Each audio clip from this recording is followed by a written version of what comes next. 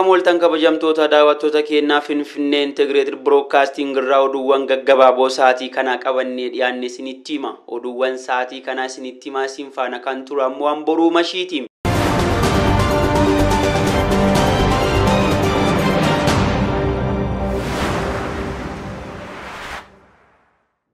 Walitti bu'iinsa naannoo Afaarii fi Sumaalee jidduutti dhalateen namoonni hedduun ajjeefamuu mootummaan naannoo Sumaalee amanee jira. Walitti bu'iinsa sababa falmii daangaatiin guyyoota sadan darre kana uumameen yoo diqqaate namoonni haga 300 ta'an du'anii kan haga 690 olii ta'an ammoo baqatanii kaampii waraanaa kan raayyaa ittisa biyyaa Adaala san jiru keessa duudanii jiru jechuun mootummaa naannoo Sumaaleetti hoogganaan waajjira dhimmoota kominikeeshinii naannichaa obbo Muhammad Roobale himan jechuun BBC'n gabaasee jira. Uummanni Sumaaleetii fi kan Afaarii magaalota Adaala daangaa naannoo isaanii lamaan jiran irratti kan wal falman yoo ta'u magaalota akka Gabra, Foonaa fi Addeeytuun ammoo walitti bu'iinsa miilanaa kanaa fi sababa ta'uu obbo Muhammad BBC'tti himan jechuun BBC'n gabaasee jira. Gama mootummaa naannoo Afaariitiin garuu haga yoonaatti yaanni haaraan dhiyaate kan hin jirre yoo ta'ellee mootummaan naannoo Sumaalee ammoo horsiifatee bultoonnii fi humni addaa naannoo Afar waliin qindaa'uudhaan magaalota amma maqaan dhaame kana akka weeraran BBC'tti himanii jiru.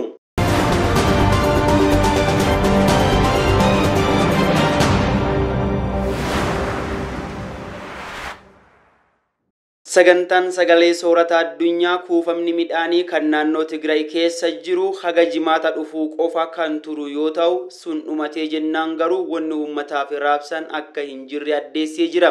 Mootummaan federaalaa TPLF sagalee soorataatiif gargaarsi dhala namoomaa akka gara naannoo Tigraay hin seenneef ugguraa jira jechuun kan ibse yoo ta'u hojii gaggeessaan dhaabbatichaa kan World Food Program David Bazley ammoo ergaa karaa xurree Tiwiitara isaaniitiin maxxansaniin irratti akka karoora nuti qabannee jirruutti guyyaa guyyaan konkolaataan haga 100 ta'u midhaan fe'ee gara Tigraay seenuu qaba ture. Konkolaattonni sagalee soorataa fe'atanii fi kan biroo haga 170 ta'an ammoo daangaa irratti ugguramanii jiru. Ammuma tanatti ariitiin gadhiifamuu qaba. Uummanni akka malee beelaa jira jechuun barreeffama isaatiin addeessee jira.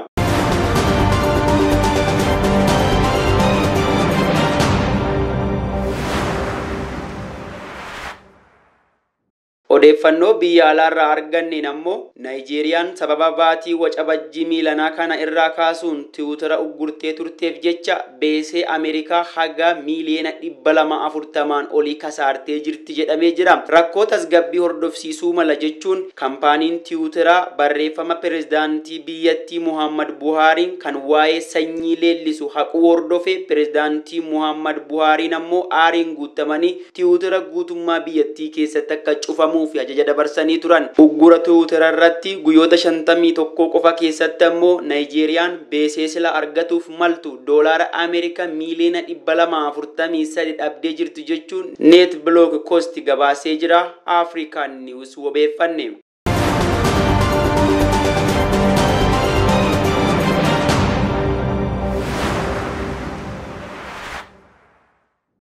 Pirezidaantiin Tunisiyaa Kaayisii Saayidiin ministeera ittisa biyyattii hojiirraa gussanii jiru. Kaayisiin ministeera muummee biyyattii duraanii Heekim Meecheji eega ari'aniin duuba bakka isaaniitti ammoo akka pirezidaantiitii fi ministeera muummee biyyattiitti of ilaaluu eegalaniin duuba ministeera ittisaa biyyattii illee hojii irraa gussanii jiru. Pirezidaanti Kaayisiin ministeera muummee biyyattii aangoo irraa kaasuun mormii uummataa kan waajjira paartii biyyattii hoogganaa jiru seenuun caccabsiteetti makamuun ofii isaaniitiifuu magaalaa Tunizii keessatti mormitti makamanii argamanii turan. Bakka ministeera ittisaa biyyattii ari'ansanitti ammoo ministeera haqaa biyyattii muudanii jiru jechuun kan gabaase reedaakshiiniidha.